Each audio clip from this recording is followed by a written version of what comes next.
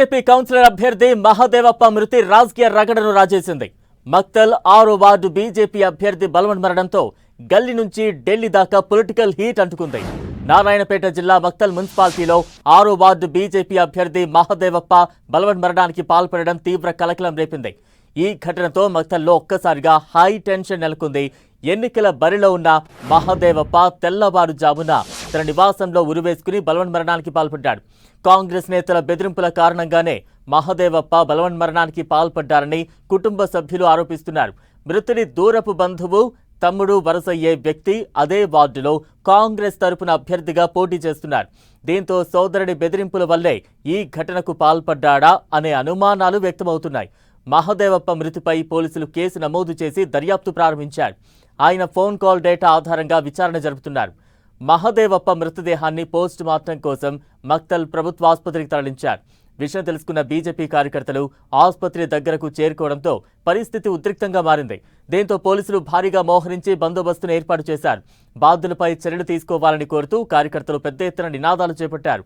మరోవైపు మహదేవప్ప కుటుంబాన్ని పరామర్శించిన రామచంద్రరావు కాంగ్రెస్ నాయకుల బెదిరింపులు, అరాచక రాజకీయాల వల్లే తమ అభ్యర్థి ప్రాణాలు కోల్పోయారని అన్నారు.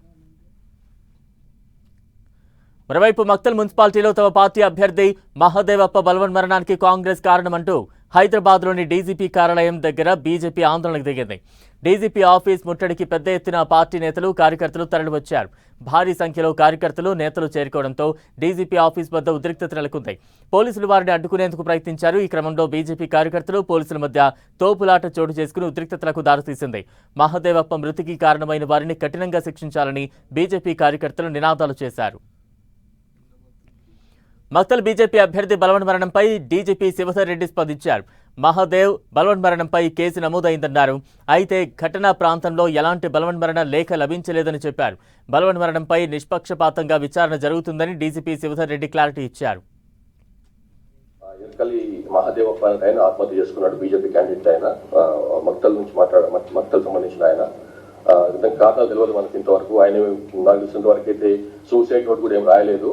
ఇక మీరు ఏదైతే అంటున్నారో మాకు అట్లాంటిది ఏం లేదు. ఎవరి పైన ఇచ్చినా కానీ భార్య కానీ, కూతురు కానీ, కొడుకు కానీ, వాళ్ళకి సంబంధించిన వాళ్ళు ఎట్లా ఎఫ్ఐఆర్ ఇస్తే ఆ రకంగా గుర్తు చేస్తాం మేము. మాకు అందులో మేము పనిగట్టుకొని పోలీసులు ఈ రకంగా డిక్టేట్ చేయడంలో అదే ఉండదు. వాళ్ళు ఏ రకంగా ఇస్తే ఆ రకంగా గుర్తు చేస్తాం మేము.